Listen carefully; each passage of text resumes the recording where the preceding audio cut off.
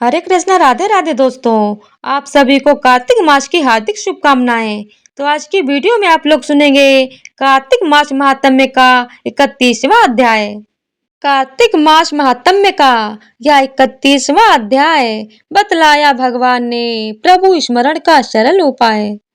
भगवान श्री कृष्ण ने कहा, पूर्व काल में अवंतीपुरी उज्जैन में धनेश्वर नामक एक ब्राह्मण रहता था। वह रस, चमड़ा और कंबल आदि का व्यापार करता था। वह वैश्यागामी और मद्यपान आदि बुरे कर्मों में लिप्त रहता था। चूंकि वह रात दिन पाप में रत रहता था, इसीलिए वह व्यापार करने नगर नगर घूमता था। एक दिन वह क्रय विक्रय के कार्य से घूमता हुआ महिष्मतीपुरी में जा पहुंचा, जो राजा महिष ने बसाई थी। वहाँ पाप नाशिनी नर्मदा सदैव शोभा पाती है।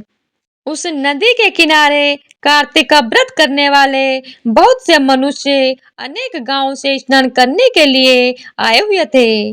धनेश्वर ने उन सबको देखा और अपना सामान बेचता हुआ वह भी 1 मास तक वहीं रहा। वह अपने माल को बेचता हुआ नर्मदा नदी के तट पर घूमता हुआ स्नान, जप और देवार्चन में लगे हुए ब्राह्मणों को देखता और वैष्णवों के मुख से भगवान विष्णु के नामों का कीर्तन सुनता था। वह वहां रहकर उनको स्पर्श करता रहा, उनसे बातचीत करता रहा। वह कार्तिक के व्रत की उद्यापन विधि तथा जागरण भी देखता रहा।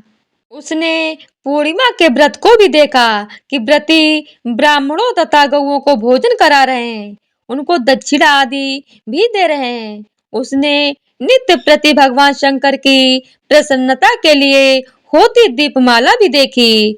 त्रिपुर नामक राक्षस के तीनों पुरों को भगवान शिव ने इसी तिथि को जलाया था। इसीलिए शिव जी के भक्त इस तिथि को दीप उत्सव मनाते हैं। जो मनुष्य मुझ में और शिव जी में भेद करता है, उसकी समस्त क्रियाएं निष्फल हो जाती हैं। इस प्रकार नर्मदा तट पर रहते हुए जब उसको 1 माह व्यतीत हो गया, तो एक दिन अचानक उसे किसी काले सांप ने डस लिया। इससे विह्वल होकर वह भूमि पर गिर पड़ा। उसकी यह दशा देखकर वहां के दयालु भक्तों ने उसे चारों ओर से घेर लिया और उसके मुंह पर तुलसी दल मिश्रित जल के छींटे देने लगे। जब उसके प्राण निकल गए, तब यमदूतों ने आकर उसे बांध लिया और कोड़े बरसाते हुए उसे यमपुरी ले गए। उसे देखकर चित्रगुप्त ने यमराज से कहा, इसने बाल्यावस्था से लेकर आज तक केवल बुरे कार्य ही किए हैं। इसके जीवन में तो पुण्य का लेश मात्र भी दृष्टिगोचर नहीं होता। यदि पूरे 1 वर्ष तक भी आपको सुनाता रहूं तो भी इसके पापों की सूची समाप्त नहीं होगी। यह महापापी है, इसीलिए इसको 1 कल्प तक घोर नरक में डालना चाहिए।